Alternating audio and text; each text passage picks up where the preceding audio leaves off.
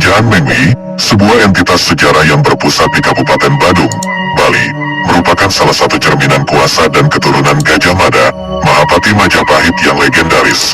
Dalam masa jayanya, kerajaan ini mengendalikan wilayah-wilayah seperti Karma, Kadeatan, Gianyar, dan Marga. Namun, setelah berkuasa selama 2 abad, nasib tragis menimpa kerajaan Mengwi ketika diserang oleh kerajaan-kerajaan lain di Bali pada akhir abad ke-19. Asal-usul kerajaan Mengwi dapat ditelusuri hingga tokoh berpengaruh bernama Agung Anom pada abad ke-17. Awalnya, Agung Anom berhasil menguasai desa kapal di selatan Mengwi, tetapi karena tekanan dari penguasa lokal lainnya, dia terpaksa melarikan diri dan akhirnya memimpin desa Belayu. Untuk memperkuat kekuasaannya, Agung Anom menjalin aliansi dengan Buleleng, yang saat itu dikuasai oleh Panji Sakti. Bahkan, pernikahan antara Agung Anom dengan Putri Panji Sakti mengokohkan hubungan mereka. Pada awal abad ke-18, Agung Anom juga ikut serta dalam penaklukan Buleleng atas Belambangan di ujung timur Jawa Timur. Setelah Panji Sakti meninggal pada sekitar tahun 1704, hubungan Agung Anom dengan Buleleng menjadi renggang, dan dia akhirnya dinobatkan sebagai Raja Mengwi pertama dengan gelar I Gusti Agung Ngurah Made Agung, tahun 1690 sampai tahun 1722. Selanjutnya, pusat kerajaan dipindahkan dari Belayu ke desa Mengwi yang dianggap lebih strategis. Di bawah pemerintahan Agung Anom, wilayah kerajaan Mengwi meluas hingga mencakup Buleleng di utara, Jembrana di barat, dan Belambangan di Jawa Timur. Namun, yang membuat kerajaan Mengwi lebih menarik adalah hubungannya dengan legenda Gajah Mada.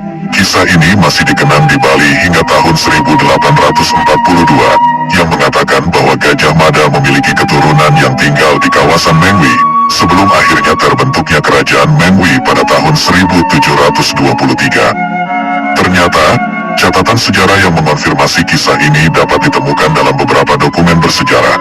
Di Kerambitan, misalnya, terdapat naskah yang menyebut bahwa Gajah Mada memiliki 8 putra, meskipun naskah aslinya sudah tidak ada lagi dan hanya tersisa salinan dalam bentuk ketikan. Pada tahun 1842, seorang utusan Belanda ke Bali mencatat secara rinci tentang sistem pemerintahan dan struktur sosial di Bali. Catatan tersebut diberikan kepada Jim Kretin Baron Baut, Gubernur Jenderal Hindia Belanda ke-44. Dalam catatan ini, diungkapkan bahwa Gajah Mada dan keluarga Arya dari Majapahit memainkan peran penting dalam pembentukan struktur kebangsawanan di Bali setelah hijrah mereka ke sana. Selain itu, seorang peneliti Belanda bernama R. Friedrich pada tahun 1887 juga mencatat bahwa keturunan Gajah Mada menduduki posisi penguasa lokal yang tersebar di Bali. Catatan ini membenarkan catatan tahun 1842 dan mengungkapkan bahwa informasi tentang keberadaan Gajah Mada di Bali telah dihapus dari Lontar Yusana Jawa, yang menggambarkan rekonstruksi penulisan sejarah tradisional Bali. Catatan tanggal 14 Maret tahun 1842 yang ditujukan kepada Jim Kretin Baron Baut juga memberikan wawasan tentang bagaimana masyarakat Jawa yang pindah ke Bali membentuk sistem sosial dan struktur kebangsawanan baru.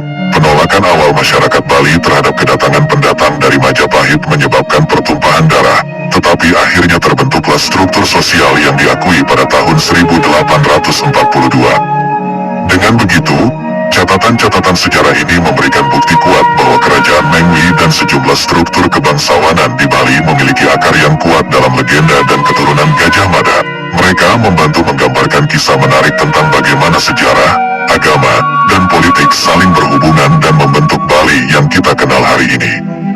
Ketika kerajaan Mengwi muncul sebagai kekuatan baru di Bali, persaingan dengan kerajaan lain tidak bisa dihindari.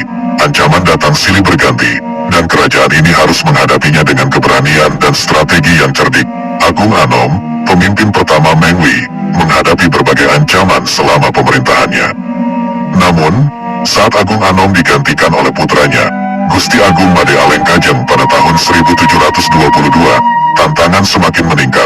Gusti Agung Made Alengkajeng harus mempertahankan kekuasaan Mengwi atas Belambangan dan menghadapi perlawanan dari Buleleng dan Sukawati. Gianyar, pada tahun 1733, peperangan yang melibatkan lebih dari 12.000 pasukan berakhir dengan kemenangan gemilang bagi Mengwi. Ancaman bahkan datang dari dalam keluarga kerajaan sendiri.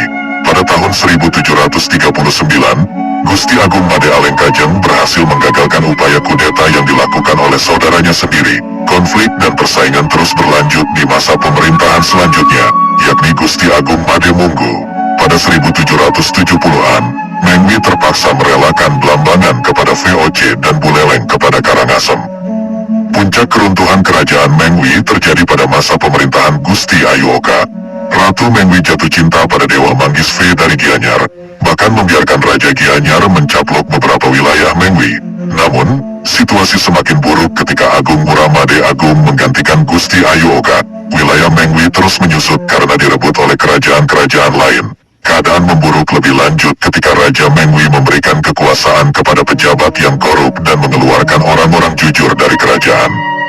Antara tahun-tahun 1823 sampai tahun 1828, kerajaan Mengwi berada di bawah kekuasaan kerajaan Badung, kemudian diserahkan ke Klungkung.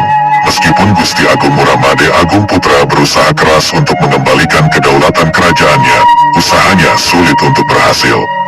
Setelah kematian Gusti Agung Ngurah Made Agung Putra, kerajaan Mengwi terus menghadapi masalah suksesi yang rumit.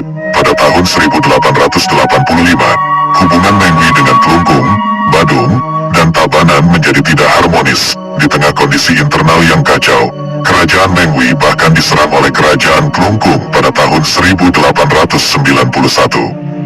Pada kisaran tahun 1891, ketika Nararya Agung Ngurah Alit Pemecutan memerintah sebagai Raja Badung, dinasti Denpasar kelima, sebuah penyerangan terjadi terhadap kerajaan Mengwi. Penyerangan ini dilakukan oleh pasukan Badung dan menjadi salah satu episode tragis dalam sejarah Bali. Meskipun penyerangan ini tidak memunculkan perang besar dengan korban manusia atau harta benda yang besar, namun dampaknya sangat signifikan bagi kerajaan Mengwi. Pada saat itu, kerajaan Mengwi telah melewati periode yang sangat sulit akibat serangkaian peperangan yang mereka alami. Selain itu, adanya pengkhianatan di dalam keluarga kerajaan Mengwi di wilayah timur juga melemahkan posisi mereka. Akibatnya, Mengwi memilih untuk menyerah dan takluk daripada mempertumpahkan darah lebih lanjut. Meskipun belum diketahui dengan pasti siapa yang memimpin pasukan Badung dalam penyerangan ini, ada dugaan bahwa orang-orang dari Puri Agung Denpasar terlibat. Salah satu yang diduga sebagai pemimpinnya adalah Ide Anake Agung Raiwitnya, seorang putra raja yang memiliki reputasi tinggi dengan senjata andalannya, yaitu Toyat. Orang-orang menyebutnya dengan sebutan Betara Rai Sakti. Di tengah pertempuran tersebut, Raja Klungkung menyerahkan kerajaan Mengwi kepada Tabanan, Badung, dan Bangli. Riwayat kerajaan Mengwi secara resmi berakhir saat raja mereka tewas dan wilayahnya dibagi oleh kerajaan-kerajaan yang berhasil dalam pertempuran tersebut. Sejarah kerajaan Mengwi memiliki beberapa dinasti yang memerintah selama berabad-abad. Dinasti Tegekori mengendalikan pemerintahan sekitar tahun 1408 dengan raja-raja terkenal seperti Kiai Made Tegeh, Kiai Agung Anglurah Mengwi I, Kiai Gede Tegal, Kiai Agung Anglurah Mengwi II, hingga Kiai Murah Gede Agung, Kiai Agung Mengwi V. Kemudian, pada tahun 1686, dinasti I Gusti Agung Putu mengambil alih kekuasaan Mengwi, dan pusat ibu kotanya disebut sebagai Kauyapura. Namun, di bawah perlindungan Belanda pada tahun-tahun 1843 sampai tahun 1891, kerajaan Mengwi menghadapi tantangan yang semakin besar. Pemerintahan berpindah dari satu raja ke raja lainnya, tetapi stabilitas sulit dicapai. Mengwi mengalami nasib yang tragis ketika dihancurkan oleh serangan dari Klungkung, Badung, Gianyar, dan Tabanan pada tahun 1891. Ini adalah akhir yang menyedihkan bagi kerajaan yang pernah kuat dan